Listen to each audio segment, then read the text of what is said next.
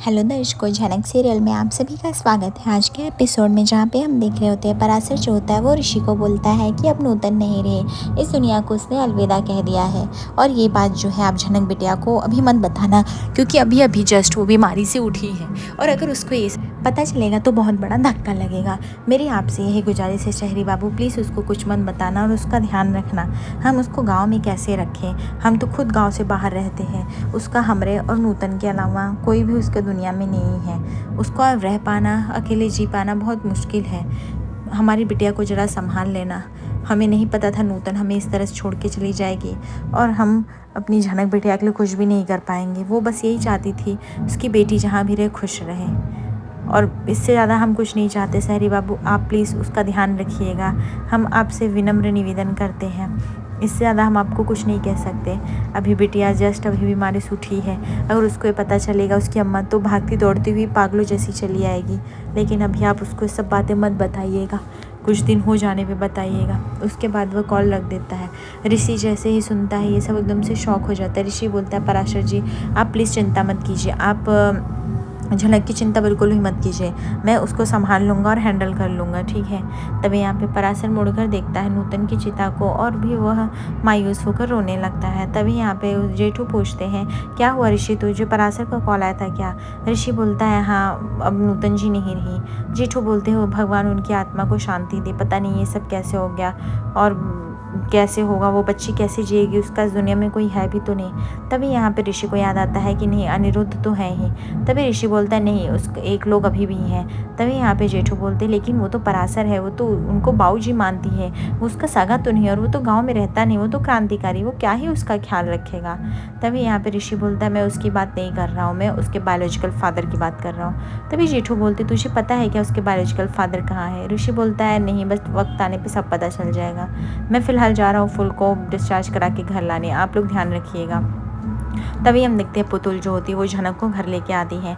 जेठू तुरंत दौड़ के जाते हैं फूल के पास और पूछते हैं तबीयत कैसी? फूल बोलती है, मैं ठीक हूँ, लेकिन मुखिया जी आप मुझे इतनी जल्दी बुला क्यों लिए? मुझे गांव जाना था, अम्मा से मिलना था ना, और आप हो कि बुला लिए। तभी यहाँ पे जेठू कहते पहले तो तू यहाँ पे बैठ, अपना ध्यान रख, इतनी बड़ी बीमारी से उठी है तो ऐसे कैसे कहाँ चल दी है, और तुझे गाँव जाना है ना तो थोड़े दिन के बाद चली जाना, जब तू ठीक हो जाएगी तब। तभी यहाँ पे झनक बोलती, नहीं मुखिया जी मुझे अम्मा का बहुत याद आ रहा है, ऐसा लग रहा है कि जाके उनसे मिल लूँ, उनके हाथ का खाना खा लूँ, पता नहीं वो कैसे होंगे, उनकी भी तबीयत बहुत ख़राब थी ना, तो इसलिए मैं सोच रही थी मैं पहले वहाँ चली जाऊँ, इस तरह से यहाँ पे आना मुझे कुछ सही नहीं लगा। तभी ऋषि बोलता है, जब तक तुम्हारी तबीयत ठीक नहीं हो जाती तुम यहाँ से हिलोगी भी नहीं, तुम्हारी तबीयत ठीक हो जाने के बाद तुम्हें जहाँ पे जाना हो तुम चली जाना, ठीक है। यहाँ पे उसकी बड़ो माजरा थी वो भी मुँह टेढ़ा कर रही होती है। पुतुल बोलती, हाँ झनक पहले तुम रेस्ट कर लो, पहले तुम अपनी बॉडी को देखो तो सही, तुम्हारा इतना मेजर एक्सीडेंट हुआ। ये सुनकर छोटे काकू बोलते हैं कि लेकिन इसे अपनी रिस्पॉन्सिबिलिटी उठानी तो पड़ेगी ना, कब तक इसकी रिस्पॉन्सिबिलिटी हम लोग उठाते रहेंगे, और ये गाड़ी सही से देख के तो क्रॉस कर ही सकती थी ना, ऐसे कब तक चलता रहेगा? ऋषि बोलता है, काकू वो गाड़ी सही देख के जा रही थी बट ड्यू टू इतना सब कुछ सिग्नलिंग का और था, उसमें किसी भी इंसान का एक्सीडेंट हो जाता। तभी झनक बोलती है, काका कोनो बात नहीं, अगर फिर से किसी के गाड़ी के नीचे अगर हम आ गए तो हम तो आप लोग को जानते हैं ना इतने बड़े शहर में, हम फिर से आप यहाँ पे चले आएंगे और आप लोगों का पता बता देंगे। वैसे भी मुखिया जी को भी मैं जानती हूँ, शहरी बाबू को भी जानती हूँ, तो मुझे कोई भी दिक्कत नहीं आएगी, कोई भी परेशानी नहीं आएगी।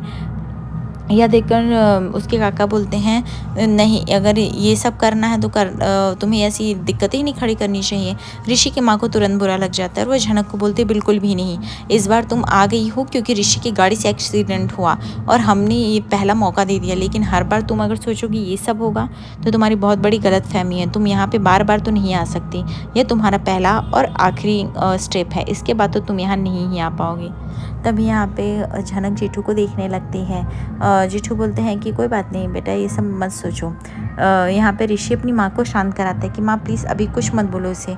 तभी झनक बोलती है, मुझे तो यहाँ पे आना ही नहीं था काकी, मैं कितना बोल रही थी कि मैं नहीं चलूँगी, पर शहरी बाबू पुतुल दीदी ने नहीं सुना, वो लेके आए, मैं यहाँ से जल्द से जल्द चली जाऊँगी। पुतुल दीदी प्लीज़ आप बस का अरेंजमेंट, मुझे टिकट बस दिला दीजिए, मैं यहाँ से चली जाऊँगी, मुझे यहाँ पर नहीं रुकना है। ऋषि बोलता है, झनक जब तक तुम ठीक नहीं हो जाओगे तुम यहाँ से नहीं जाओगे, ठीक है, और वैसे भी तुम कब जाओगी कब नहीं जाओगी ये सब हम बताने वाले हैं तुम्हें, तुम हमें नहीं बताओगी, ओके। तभी यहाँ पे जेठू बोलते हैं कि ऋषि सही कह रहा है फूल बेटा, जब तुम ठीक हो जाना तब चली जाना, ठीक है, और इतना मत सोचो, अपने स्वास्थ्य के बारे में सोचो, कैसे ठीक होगी कैसे नहीं होगी। तभी यहाँ पे झनक कहती है हमको ना अम्मा का बहुत याद आ रहा है, ऐसा लग रहा है जाके उनसे मिल लें, लेकिन हम कब तक यहाँ पे रुके रहेंगे। तभी यहाँ पे हम देखते हैं कि अदिति आती है। अदिति को देख के तभी झनक पूछती है कि दीदी आप यहाँ पे आई हैं, आप हमसे मिलने वास्ते आई हैं कि हम तो ठीक है, वैसे हम गांव के लिए लौट रहे थे, हम सोच रहे थे कि बस इन 1-2 दिन में हम अपने गांव को लौट जाएंगे, एक बार अम्मा से जाके मिल लेंगे तो अम्मा को भी बहुत अच्छा लगेगा। तभी यहाँ पे अदिति बोलती है अच्छा तो मुझे तुमसे पूछ के आना पड़ेगा मेरे घर में, और मैं तुमसे मिलने नहीं आई हूँ, तुम इतनी कोई खास नहीं हो। हाँ हो सकता है तुम ऋषि के दिमाग पर काबू कर रही होगी उसे गिल्ट में डाल के, पर मेरे लिए कोई खास नहीं हो जो मैं तुमसे मिलने आऊँ। ये मेरा घर होने वाला घर है तो मैं यहाँ पर कभी भी आ सकती हूँ। वैसे भी ऋषि तुम कॉल से मैसेज का आंसर नहीं कर रहे थे, इसलिए मैं सोची बेहतर होगा कि मैं तुमसे मिल ही लूँ। तो तुमने आगे का कुछ प्लान बताया, मेरे मॉम डैड शादी का पूछ रहे हैं। तब ऋषि बोलता है कि अदिति इतने दिन तक मैं तुम्हारे पीछे पड़ा था तो तुम्हें स्पेस चाहिए था, तुम डिप्रेशन में थी, अभी मैं थोड़ा सा मुझे स्पेस चाहिए अदिति, मैं एक अलग ही स्विंग में चल रहा हूँ, तुम्हें पता है मेरे साथ क्या क्या कॉम्प्लिकेशंस चल रही हैं, और ऐसे टाइम पे तुम अगर मुझसे ऐसे कोई फाइनल डिसीजन मांगोगी तो मैं इन सब में से फाइनल डिसीजन कुछ भी नहीं दे पाऊँगा Aditi. You have to be wait, otherwise मैं कुछ कंक्लूजन पे पहुंच ही नहीं पाऊंगा और ना ही मैं तुम्हें कुछ बता पाऊंगा। अदिति बोलती ओके फाइन ऋषि, हमारा रिश्ता अब तक तो अच्छा चला था, बट बीच में ये लड़की आती है और तुम्हें वक्त ही वक्त चाहिए। चलो ओके अंडरस्टैंड, मैं सब समझ सकती हूँ कि तुमको क्यों चाहिए वक्त, ये लड़की का इलाज कराया आपने, अपना सारा पैसा लगाया हॉस्पिटल में, उसकी कमी भी हो गई होगी, which is we know, insurance का किया, हॉस्पिटल का खर्चा दिखा, तो तुम्हें लग रहा होगा। तभी ऋषि बोलता है it's not about money Aditi, but मुझे टाइम चाहिए थोड़ा रिलैक्स होने के लिए, मैं जो भी डिसीजन लूँगा तुम्हें पता है, बट प्लीज़ अभी मुझे स्पेस चाहिए थोड़ा सा, तुम्हें पता है मैं कितना डिस्टर्ब चल रहा हूँ। तभी यहाँ पे उसकी माँ बोलती है कि हाँ दीदी, इसका ऋषि का भागम दौड़, पैसा, आईसीयू, इतने बड़े हॉस्पिटल्स की वजह से लाखों का खर्चा भी उसके ऊपर आया होगा, इसलिए वो थोड़ा सा शायद डिस्टर्ब लग रहा है। ऋषि बोलता है नहीं माँ ये आपकी गलत सोच है, मैं डिस्टर्ब क्यों हूँ, अदिति को पता है। तभी उसके बाबा बोलते हैं हाँ वो सब तो ठीक है, लेकिन फूल यहाँ पे क्या कर रही है, उसकी इमरजेंसी जब कहीं और है, उसके गांव में है, तो उसको यहाँ पे बुला के क्या ही कर लोगे तुम लोग। तो ऋषि अपने बाबा को इशारा करता है कि बाबा प्लीज़ अब फ़िलहाल के लिए आप ये सब तो मत बोलिए। यहाँ पे फुल जो होती है वो बोलती इमरजेंसी, कैसी इमरजेंसी, मैं कुछ समझी नहीं काका आप क्या बोल रहे हो। जेठू बोलते अरे कुछ नहीं, बस ऐसे ही बोल रहे, कुछ ऐसी बात ही नहीं है। तभी यहाँ पे झनक ज्योति नहीं मानती और वो ज़िद करने लगती, बोलती नहीं कुछ तो बात है, ये तो कुछ तो बोल रहे थे अभी काका, क्या बोल रहे थे आप, कुछ तो बोल रहे थे इम्पॉर्टेंट इमरजेंसी, ऐसी क्या इमरजेंसी आ गई, क्या गांव में कुछ हुआ है क्या, क्या अम्मा की तबीयत ज़्यादा ख़राब हो गई है क्या। मैं बोल तो रही हूँ शहरी बाबू चल के मुझे छोड़ दो, मुझे बस में बिठा दो, सिर्फ पुतुल दीदी, मुखिया जी, कोई भी आप मुझे बस में बिठा दो, मैं गाँव पहुँच जाऊँगी अपने, अम्मा की तबीयत ख़राब होगी तो मैं जाके उनकी देख रेख कर लूँगी, वो मेरे हाथ का काढ़ा पी के एकदम तुरंत तंदुरुस्त हो जाती हैं। वो क्या है ना कि मेरे अलावा उनका कोई है भी नहीं, तो मैं अगर उनका ख्याल रखूँगी तो जल्दी जल्दी रिस्पॉन्ड करेंगी। यह सुन अदिति बोलती है कि ऋषि व्हाट इज़ दिस, क्या तुमने इसको बताया नहीं क्या इसकी माँ के बारे में। ऋषि बोलता है काम डाउन अदिति, मैं इसको कैसे बताता, अभी जस्ट वो डिस्चार्ज हुई है एंड डॉक्टर ने उसको स्ट्रेस लेने के मना किया, तो मैं उसको कैसे बताता, किस मुंह से बताता। मैं चाहता हूँ 1-2 दिन थोड़ा रेस्ट कर ले, फिर मैं उसको बता दूंगा सारा सच। तभी झनक बोलती नहीं कोई बात है पुतुल दीदी, मुझे यहीं पर रहने दीजिए, सबसे पूछने दीजिए। पुतुल बोलती बिल्कुल भी नहीं, ऐसी कोई बात नहीं, तुम चल कर रेस्ट करो ठीक है, अपने दिमाग को ज़्यादा जोर मत दो। तभी अदिति बोलती क्यों पुतुल दीदी, क्या इसको जानने का हक नहीं है, इसके माँ के बारे में इतनी बड़ी घटना हो गई है, कल को पता चलेगा तो ये और भी ब्लेम करेगी कि हमने क्यों नहीं बताया, इसलिए बेहतर होगा कि इसको अभी के अभी सारे सवालों के जवाब मिल जाए ना तो ज़्यादा बेटर रहेगा। तभी जेठू बोलते हैं अदिति बेटा अभी कुछ बताना मुझे नहीं लगता सही है। यह सुन ऋषि की माँ बोलती नहीं दादा भाई मुझे लगता है आप गलत डिसीजन ले हो, बात बहुत बड़ी है छोटी मोटी नहीं, इसलिए बता दे तो हम अपनी साइड से सेफ रहेंगे, नहीं तो फिर क्या पता है लड़की कब कहाँ हमें फंसा दे। तभी यहाँ पे झनक बोलती काकी आप चिंता मत करो, मैं ऐसा कुछ नहीं करने वाली, मैं इस घर में ज़्यादा रुकूंगी भी नहीं, मैं 1-2 दिन में यहाँ से चली जाऊँगी, वो तो मैं पुतुल दीदी और मुखिया जी के लिए रुकी हुई हूँ, लेकिन मुझे ये जानना है कि आप ऐसा क्यों बोल रहे हो। तभी यहाँ पे अदिति बोलता है कि ऋषि बोलता है कि मैं बताता हूँ। झनक बोलती हाँ शैरी बाबू प्लीज़ आप बताओ अदिति दीदी ऐसा क्यों बोल रही हैं।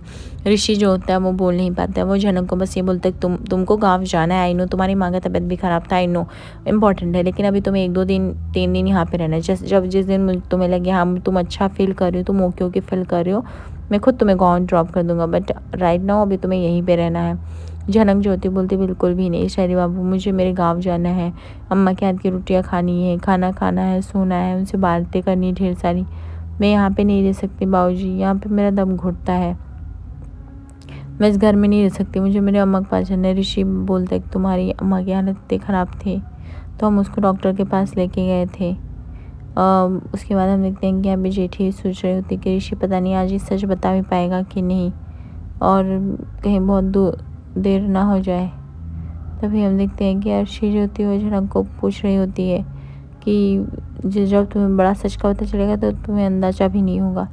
उसके बाद हम देखते हैं कि अर्शी तुरंत बता देती है सबको कि तुम्हारी जिस लड़के से शादी हुई थी ना झनक से, उसकी माँ का डेथ हो गया है, उसको पूरी बात बताओ, और इसीलिए अब उसको यहाँ से जाना पड़ेगा, उसको उसके गांव में।